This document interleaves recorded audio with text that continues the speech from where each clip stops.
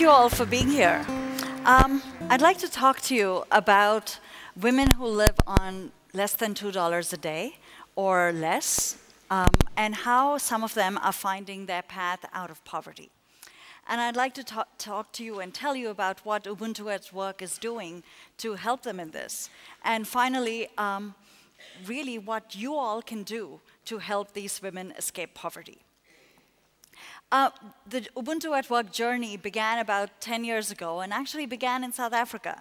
I was here to do a research project on women micro-entrepreneurs. I was based in Johannesburg, and I was traveling around the country meeting women micro-entrepreneurs. And many of them, after sharing their stories with me, would say, well, what should we do to escape poverty? You're interviewing all of us, so tell us what we can do. And I didn't really have answers to give them back then. I saw myself as an academic who was just doing research on what the women were doing. And, but it did get me on a track to then figure out what it is we could learn from the data, what we could learn from their experiences to help more of them escape poverty and find their path out of poverty. So I'd like you to meet these three women who live in Katlehong, and they sell meal, a pap, on a street side, and that's what they do for a living. And now you can imagine they're not really earning a lot. There's not a whole lot of traffic on that street. And that day, it was definitely me and my research assistant who happened to come by and taste their food. That's not possibly the best strategy to escape poverty. So what else can these women do? And a lot of them lack ideas about what else they could do. They don't know where else they could turn to for fresh ideas. So we also met these 6 women in a village called Kabe. It's not really a village, it's even smaller. It's a little hamlet at the edge of the Kalahari. And the women there started a sewing initiative called the Bokamosa Sewing Initiative. And what they would do is they would sew bedspreads, bed linen, and curtains, and so on, and travel once a month or twice a month to Mafeking to sell their products there. Again, they were doing better than selling food at the street corner on a very deserted street, but not that much better. So the challenge became to try and figure out what else could they be doing that would help them find their path out of poverty. They got started actually in a very serendipitous fashion. A staff person from a local NGO happened to be passing through Kabe and stopped and said, well, would you be interested in sewing machines and starting a sewing initiative? And they said yes. And that's how they even got to the sewing machines and the sewing initiatives. This is Francina Ndebele. She lives not too far from Pretoria, and she paints. She does the traditional Ndebele art on products and on her house and so on. And what Francina does is her art she's been doing for about 60 years. When I met her, she was 80 years old, and she's been doing this all her life, right since she was a young girl. And about 20 years back, apparently a European tourist was passing by through the village and took pictures of her house and her compound and published a book based on that in Europe. And other Europeans saw that book, and a few called her and invited her to come to Europe to paint buses and aircraft and so on and so forth. And the rest for Francina was history. So what allowed her to find her pathway out of poverty was luck, was serendipity, of course. But more than that, it was a global connection. It was connections to global markets. It was finding a way for her to find customers who could value what she was producing and pay her and compensate her appropriately for that. So the challenge that we had at Ubuntu at Work was to try and figure out what's the best model for helping women escape poverty, making such serendipity much more scalable, making it happen much more often. So here's Komala. She's a young woman in her 20s who she's a single mom. She lives with her 2 children in a small hut in a small town in India, in South India. And Komala works at a local garment factory where she earns just about enough to cover some of her living expenses. For everything else, she must do some extra work. And she moonlights as a tailor, taking odd tailoring orders from her neighbors. Now, as you might imagine, having customers be significantly poorer than you are, is not probably, again, the best way to escape poverty. Add to this, Komala takes out at least 1 or 2 microfinance loans a year. And she takes these out to help her manage her situation. So she takes out the loan to pay for emergencies, for health emergencies, for household purchases, etc., to pay for her kids' tuition because she wants to send them to a better private school than the government school to improve their chances for the future, etc. But Komala uses microfinance to help herself manage poverty. It's not helping her escape poverty. So the challenge for Ubuntu at Work became, what could we do to help women like Komala, like Francina, like Esther, and like the women in Kabe? What could we do to help them escape poverty that was scalable, that was operationalizable across communities, and that could help many more women escape poverty? What all of them, we realized, are really looking for is to be able to identify business opportunities. Because traditionally, and right now, most of them ask others in their community for ideas about what business they should start. And the problem with that is all of the people in that community, in that slum, in that village, etc., are talking to each other about what they could start. So they're not looking to new ideas, they're not looking for new business opportunities in the way that all of you might when you graduate or when you look for new things to start and new business ventures to start. You connect with a much bigger network. So the biggest problem that these women seem to face is that they really have a very small network and a source of information that they are drawing on. So identifying business opportunities. Secondly, connecting to wider markets. Just selling within your slum or within a small village is not probably the best way of escaping poverty. So how can you connect to other customers? But these women don't have those connections. So how can we make it possible for them to get those connections? And thirdly, to gain business skills. They could connect to wider markets, but would they really? They know that they need to get the production skills and the technical skills and the business skills to be able to realize those advantages, to take advantage of them. So what Ubuntu at Work has done is started what we call Baobab workspaces. And we call them Baobab workspaces because they're multi-use workspaces where the women can come, they manage it, so it's about each workspace accommodates about 250 women. They come, they run the place, they manage the place, they contribute towards it financially as well when they can. In addition, it's a space where they can actually produce things and produce high-quality things that they can sell around the world.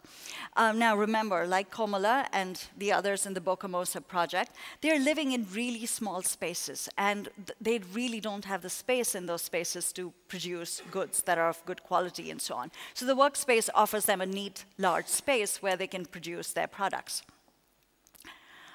What it also does is it provides them with business support. So if they need to make dresses, or they need to sew dolls, or they need to make other products, they get help from other volunteers, they get help from the staff, they get help from each other to try and figure out how better they can make that same product. And what they also get is market access. So the staff person connects them to wider markets around the country, around the world, and helps them find a way of selling their product more profitably. What it also does, and this is probably the most interesting part about Ubuntu at Work, and this is where all of you come in, what it also does, it connects them to a global community of volunteers that Ubuntu at Work has. And these volunteers help them in 5 broad areas. They either set up global chapters, so these are Ubuntu at Work chapters set up around the world, and to help develop potential products, to help brainstorm about what products these women might make. Secondly, to volunteer as coaches, to help these women, help the staff at these centers, because the workspaces hire local folk as staff, to help them learn about other business opportunities and so on. To market their products, so be a global marketing team, join the global marketing team, and help the women market their products around the world, and to design the products. We have fabulous designers who've been working with us so far, and we hope many more of you will join. And our designers sort of help develop products that the women can make, that the women can make and own, in effect. They can make, and then we can sell for them on their behalf to consumers around the world. And part of what we are trying to make sure and ensure is that the products that women make are green products. The products are sustainable products, so they're not products that feed into a bad or unsustainable consumer culture. As you might imagine, I'm sorry, this picture is a little dark, but as you might imagine, these baobab workspaces are desperately needed in rural areas. That's where the women lack even, their access to information is even more scarce. And so the idea is, how can we help women in these rural areas connect to global markets? How can we help them gain information about business opportunities? Because most women living in villages work on the traditional occupation that they've been doing and don't try new opportunities. At one rural baobab space that we've started in South India, the women expressed an interest in cultivating organic produce. And they also were interested in growing organic spices that they wanted to put into recipe packets, so little packets of spices that you could use to make one dish, etc. And where we came in is we asked our volunteers around the world if they would help us sell these packets and market these packets at local stores and grocery stores around the world.